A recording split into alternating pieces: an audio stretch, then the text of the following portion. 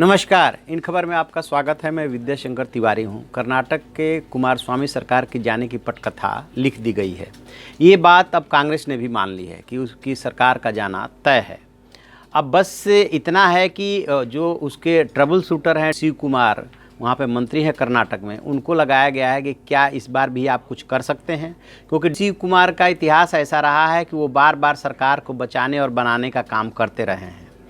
अब शिव कुमार पर कांग्रेस का भरोसा है, लेकिन जिस तरह से गुरुद्वारा रकाबगंज रोड पे कांग्रेस के वार रूम में मीटिंग हुई बड़े नेताओं की, और उसके बाद कांग्रेस के प्रवक्ता रणदीप सुरजेवाला ने बाहर निकल करके जो बयान दिया और जिस तरह से बीजेपी और पीएम मोदी पे अटैक किया, उससे साफ जाहिर लग रहा है कि कांग्रेस ने भी मान लिया कि वहाँ की सरकार को बचाना मुश्किल है।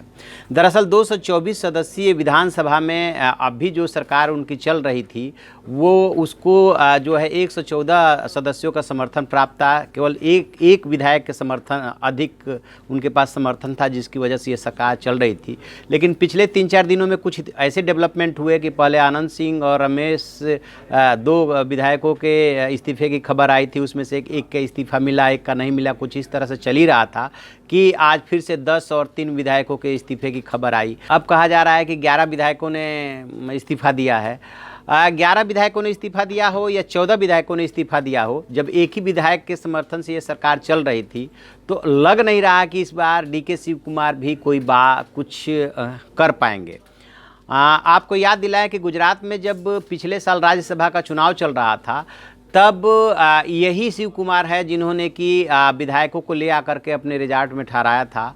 और इसके पहले 2002 की बात है, जब विलासराव देशमुख की महाराष्ट्र की सरकार जो है खतरे में फंस गई थी, तब भी यही शिव कुमार साहब आए थे सरकार को बचाने के लिए। इसके अलावा 2018 में जब येदियुरप्पा की सरकार बनी थी, पहले शुरू में 104 विधायकों के साथ, तब भी इसी शिव कुमार को लगाया गया था कि किस तरह से येदियुरप्पा को मुख्यमंत्री बनने से रोका जाए। और येदियुरप्पा को जब मामला सुप्रीम कोर्ट पहुंच गया था, तो विश्वास मत हासिल किए बिना ही इस्तीफा देना पड़ा था। तो अब की बार जो वहाँ के डिप्टी चीफ मिनिस्टर है जी परमेश्वर और ये शिव कुमार, ये दोनों जने को लगाया गया है। खासतौर से गुड्डू राव बाहर हैं, विदेश में है, वो कल सुबह पहुँच रहे हैं। उधर केसी वेणुगोपाल जो राज्य के प्रभारी है, वो बेंगलुरु पहुँच चुके हैं। और इधर कांग्रेस के वार रूम में बड़े नेताओं की बैठक हुई। लेकिन बताते ये है कि बैठक के अंदर से जो खबर आ रही है और जो बेंगलुरु से रिपोर्ट ली गई है, उसके बाद सरकार की बचने की गुंजाइश न के बराबर है।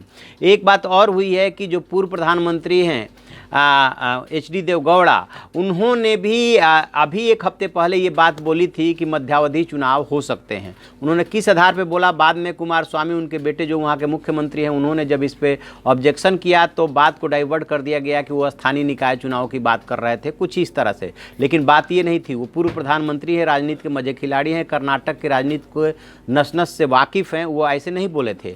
और अभी इस पूरे डेवलपमेंट के बाद अभी मीडिया वालों ने जब उनसे पूछा है, तब उन्होंने ये बोला है कि मंडे को इसका फैसला होगा, क्योंकि स्पीकर थे नहीं आज। स्पीकर के ऑफिस ने जो है विधायकों का रेजिग्नेशन लिया है और उन्होंने बोला है कि मंडे को आकर के हम इसको डिसाइड करेंगे।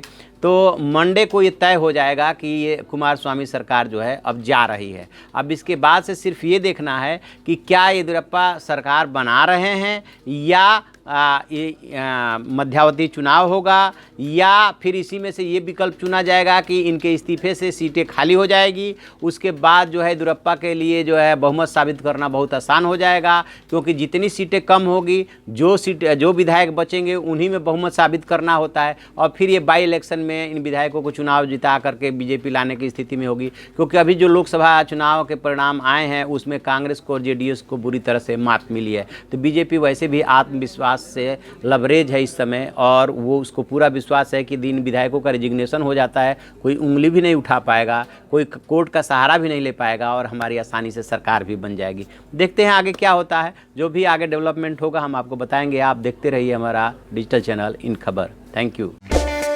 इन खबर चैनल को सब्सक्राइब करें और बेल आइकन दबाना ना भूलें।